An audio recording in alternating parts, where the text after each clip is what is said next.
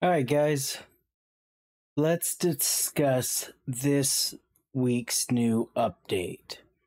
So I got the update pulled up right here. We are looking at they're doing their second major update to Diablo Immortal.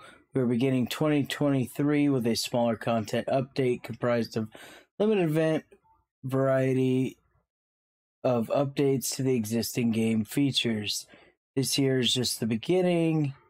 They'll have content updates. Here is the time starting January 4th for Oceania, China, Asia, European servers, and on the 5th of January, 12 a.m.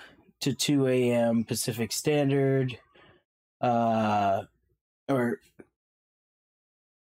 for the Americas, after maintenance has come, the update will go live. Some of the new features that are coming out, which seem really interesting for the Necro and the Barb. Any class that really has summons now is players have brought to our attention that some legendary gems behaved inconsistently with creatures summoned by players. We have made changes to 2 legendary gems to create a parity between the effects of those similar legendary gems. So if you look here, first one's Chip of Stone Flesh. Your summoned creatures now deal additional damage to enemies affected by Explosive Curse. And the Seeping Bile, the damage over time effects now apply crit hit originating from your summoned creatures. So definitely like a good feature for the Necro, because for a long time the Necro didn't really, you would go in, you'd fear, and then your summons had a chance to potentially proc chip. Like if you played Barb and you dropped your Hammer of the Ancients, they drop down and stun. Normally they'd stun, but they would very rarely chip. Now it's looking like they're adding additional damage to those. Pretty much any class, Monk with Mystic Strike allies. You got Judgment for the Crusader. You have your little Frozen minion, and I assume it'll apply to your little clones that are running around as well. Demon Hunter does have the your little crossbow multi-shot sentries that you can put down. Those count as summons as well. So this could be very interesting. One thing I'm really excited to put out, especially because I really have an issue with like the free-to-play and them not being able to do all the features we get to do in the game without, like, if you truly want to be free to play, you don't want to spend any orbs, like, this is really something that is really affected the free to play player base, which Reforged Stones right now, until now, Reforged Stones have only been purchasable by Eternal Orbs. We want to allow more players to get their hands on this item, and we made the following change to further this. Reforged Stones may now be purchased using Platinum. Each Reforged Stone will cost 1,000 Platinum. To purchase Reforged Stone using Platinum, visit Vithras using the smithing vendor in Westmarch or the in-game shop. So originally you'd spend 100 orbs. You could get Reforged Stone of whatever family bonus you wanted. But that was how, like, Wales, anybody wanted to spend money to do it. This is a way that free-to-play that are selling gems, they're getting their 300 platinum for doing just their dailies.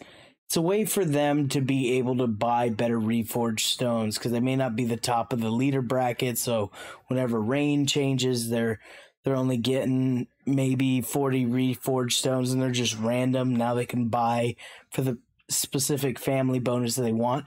This is a really good update for them.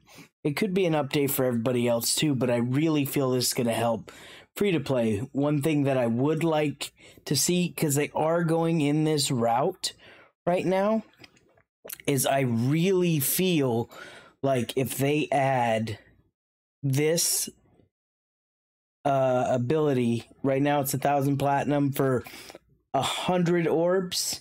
So maybe, I don't know, 10,000 platinum, they could awaken. When they get a gem up to 10, they could finally get that awakening skill unlocked from the gem master. So maybe that'll entice free to play players to save up platinum. If they go that route and they give them the ability to do that, that would be something really nice. That just if you're looking at it from a 10-to-1 ratio right now, like 1,000 platinum for 100 orbs, so 10,000 for 1,000 orbs, because it costs 1,000 orbs to do an awakening. So you look at it that way, 10,000 platinum seems roughly fair. And if it does come about, that would help out free to play as well. Another kind of life balance, if you do Sanctum a lot, they are now allowing keys and gems will automatically be looted. I didn't really have an issue with gems because I literally just run on top of them and pick it up. But the fact you always had to go and pick up the keys. So there's sometimes I would finish a Sanctum and I'd come out and say, oh, you'd look in your mail and it would say you forgot an item, and it'd be a key, a random key, or 2 or 3 of them maybe. If I was just clearing the mobs and running through them, you would miss these keys. And to somebody like me that just goes through, I'll buy the weekly keys, I'll run through, and if I have platinum left over, I'll push all the way through, just because mine are in the 33 range ranking, that I feel there's no real necessity for me to continue to keep pushing past it. But I still buy the weekly keys and I will go do Sanctum. That it is kind of nice that they're automatically picking up the keys for you. They did put the next update: when you create a Heliquary raid, members in your warband and clan will be notified in the chat channels, allowing them to join your raid. That seems pretty nice, for the fact that instead of you having to run all the way to the Heliquary boss, click a raid, try and find what raid are you in, you're typing in clan chat which raid are you doing, and then you're trying to find them, that it'll pop up like it does when you do a party finder for a dungeon. It'll spam it in your warband, your clan chat, and even Shadow or Immortal, depending on which side of the fence you're on, if you're Immortal or Shadow or Adventurer. So it's kind of cool that they're doing that. Like, we have a very active warband, but occasionally we do need that one player because one person isn't online. We just want to get that 8-man run. We don't care about the leaderboard for it. We just want to get that done. So that's kind of nice that they're popping that up. Another one that may or may not affect you, like, I don't really run around with parties and we go and do bounties together, but I did notice, like, a big issue is when you're running around and you just happen to be in West March and somebody collected their bounties, like accepted them.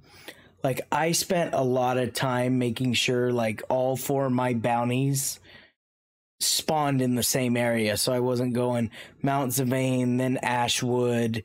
It would be all Mount Zavane. It would be all Frozen Tundra. It would be all Ashwood Cemetery. Like, I went through and did those onesie twosies that were here or there so I could get all 4 to pop at the same time. Then occasionally you'd get a party, and you would port back to West March because you got a piece of gear or something, and it'd be like, so-and-so accepted your bounties, and it would just automatically give them to you. I found that kind of annoying because it would mess up your current bounties that you had in place, and now it's saying a party leader's bounties will now automatically be shared with other party members. Unless those party members already have 4 active bounties, players with active bounties will give them the option to replace their current bounties with the party leader's bounties. So the fact that it's giving you the option to replace is what I really like. I still don't know how I'll feel about people, like, because usually you had to be in West March, and that's what I'm assuming this is still going to do, that if you're not in West March, you don't get spammed. It'll just tell the party leader they weren't in Westmarch, they couldn't accept these bounties. So the people that are actively trying to do bounties together, it'll just boom. You all have the bounties. Oh, you had some random bounties. Well, I have all 4 of the same thing. You want to just do my bounties? Yeah, sure. And we'll spam them to them unless they're active. So that's kind of cool that they're adding that. Looks like they're adding another event thing. Let's see, from the 5th to January 13th. So looks like, yeah, it's roughly, because the update goes live Thursday. It'll go till next Friday. So little over a week, about 8 days. Looks like they're just doing daily tasks according to this loadout. Salvage a piece of equipment, kill monsters. There is another pearl for all you free-to-play players, so it's another way for you to get another pearl to get that 40, so you can start crafting yourself some legendary gems. Just remember, those pearls only give you rank 2 out of 5 5-star legendaries. You will never get anything higher than a 2-star for now. Maybe they'll change it, maybe they won't, but that's kind of cool. I have so many of these normal rare crests. It's ridiculous that they're giving you so many, and there's one free crest there. But it looks like nobody is safe in the demonic temptation of the sanctuary, not even you, adventurer. They're omnipresent, inescapable, and waiting to devour your body and whole soul. Damnation is coming. From the 5th to the 13th, you can complete daily tasks. You'll receive various rewards. Racking up enough completed tasks will unlock the milestones and a testament of your valor. So there's your milestones, and these are just the current tasks. You generally get like 2 to 4. It's usually 2 a day, but you can stack them up to 4. So you get these 2. You get the one where it says send a message to a friend. You just go, here you go. Looks like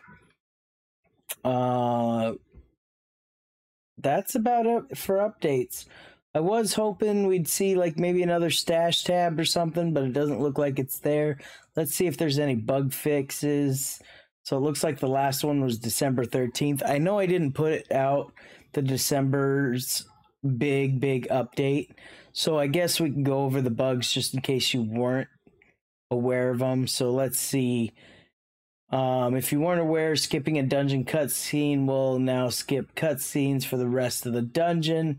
Demon gates will only arrive on Mondays. So the dungeon cutscenes are really nice. That is a big added feature. An auto nav has been added to call the ancients. I guess I never really paid attention to that one. I just always assumed there was an auto nav. I would just go to where it was. I did notice this in game. The Ancient Arena Zone event timer has been permanently added to the quest tracker. So now anytime you go and buy a fin, it does tell you in so many hours, or it says on Tuesday or on Sunday if it's super far out. It actually has a timer on there versus in the past it used to be hidden. You used to be able to go almost 7 days a week, and then they got rid of Monday, Wednesday, and Fridays. Now it's just Tuesdays, Thursdays, Saturdays, and Sundays. Let's see. Fixed an issue where a command golem skill would incorrectly go on cooldown when a nearby player used the same skill. So I did notice they kind of fixed that, but I've used the golem in PvP and PvE, and I did notice that this skill still has a slight cooldown. It is better than what it used to be, but there still is an issue where you'll go to hit your golem and it does not. It'll just keep spamming it, and you open up your skill, and then it'll restart the cooldown. So we'll have to see. We'll have to monitor that bug and see if they do any more adjustments to that. Warband members can now select a role. Roles now stacked. So this was a big update. You used to only be able to select whoever had the room. You could go, oh, I want to make my character big. and you would get increased damage taken, reduced damage. It would make your character bigger. Only so many people could have that assigned role, and now anybody can have it. So I know most of my warband in general, we're all big. We run around being big, oversized characters. The UI socketing a bound gem will no longer prompt players. A visual prompt will now appear whenever a friend logs in. So the socketing bound gem will no longer prompt players. That actually still happens. It'll warn you. Equipping this will bound it to you. It tells you if you upgrade a gem, because you can sell gems all the way from level 4 on the market. It'll tell you if you upgrade it to 5 that you're gonna now make it bound to your account. So I did notice that it does the same thing with normal gems like your tourmaline, your rubies. Upgrading it past 5, it'll warn you that it's you taking this to 6 or to even 7.